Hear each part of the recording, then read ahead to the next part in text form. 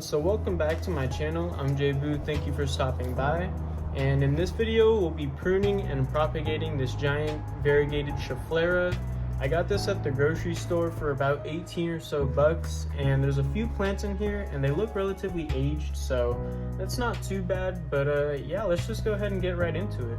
And so just taking a look at our plants initially, you can see that they have some pretty decent trunks on them. I'm deciding that I want to just leave them in the pot for now because they're doing so well.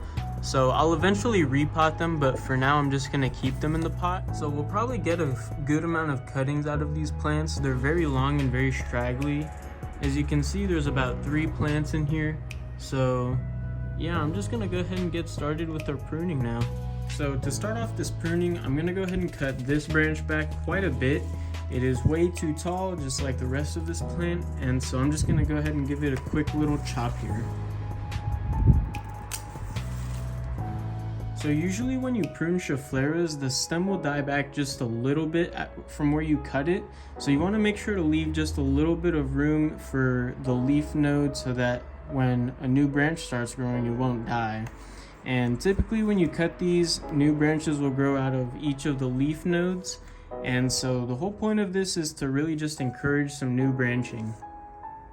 So like I said, we're going to be able to make a few cuttings out of these plants, but when you do make your cuttings, you're going to want to make sure to cut back a few leaves from the bottom to allow roots to grow from the places where the leaves grew from, and only leave a few leaves on the top. And this will also put more energy into, growing the roots rather than putting energy into so many leaves, but we'll get more into that later. Moving right along here, we're gonna next cut this branch right here. So I'm thinking I want to cut it somewhere right here. So I'm gonna cut it high enough to where if it does die back, it won't kill this leaf node, because a branch should grow out of here, and if it dies back, then a branch won't grow out of there. So that's what we're gonna do next. Leave a good amount from the top of the stem, and there we go. So that should be good. You can see the plant is opening up a little bit more now. We're going to be able to see a little bit more of each individual plant. And so we have 2 more branches to cut here, so let's do it. So for now, I think I'm going to cut the main branch here back to about maybe right here, right above this leaf node. And so I'm going to go in here and do that.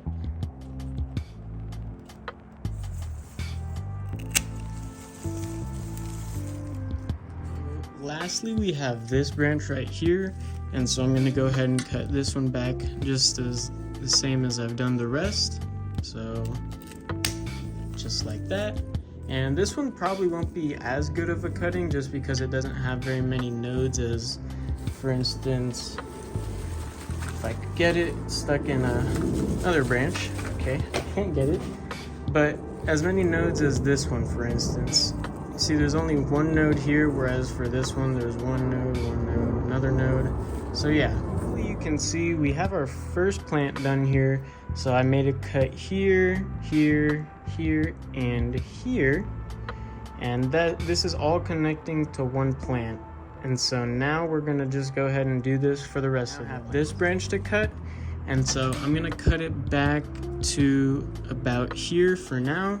I might cut these back a little bit more later on, but just for now, these are the kind of first trimmings I'm doing. Looks like whoever initially was selling this plant already cut this branch back, so I'm kind of just gonna leave it for now and see how it grows. If it doesn't grow as much as I would like it to, then I'm probably gonna end up cutting it back just a little bit more.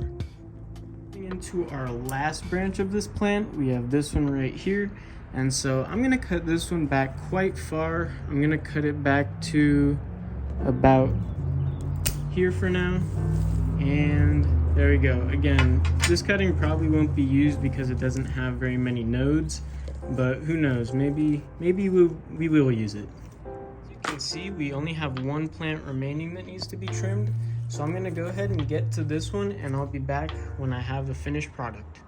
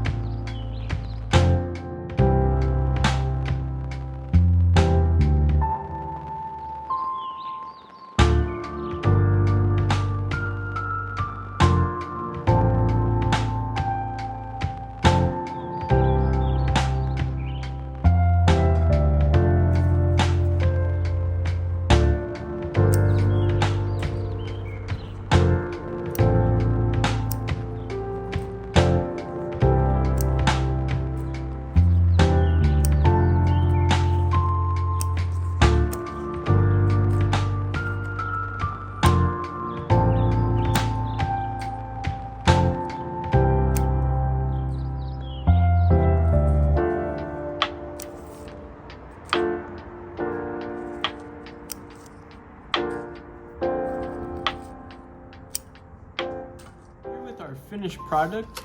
As you can probably tell, it is really bare, pretty healthy, so I'm hoping after this pruning it'll stay that way and it'll grow pretty nicely. What you could do is put some petroleum jelly over your cuts to avoid any major dieback, but for me that typically doesn't happen in my experience, but it's always an option that you can, choose to be safe.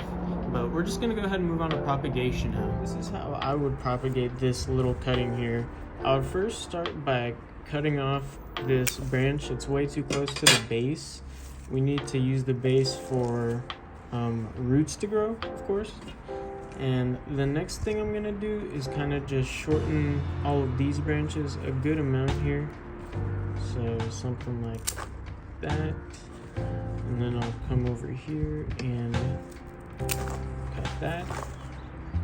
And then I'm also going to start to kind of cut a good amount of leaves off because we need to focus energy into growing the roots, not supplying these leaves with, nutrients or energy. So cut this one off as well. And I guess that's good for now. So now I'm just gonna grab the water and okay, I'm gonna need a different cup here, but you get the idea. If you're gonna be propagating in the water, it's best to change your water every 2 days or so just to keep it fresh and clean. It's gonna be the end of our video. I hope you guys enjoyed. Thank you for stopping by. If you have any questions or any suggestions or anything could do better, make sure to let me know. Yeah, that's about it, guys. Thank you, and I'll see you later.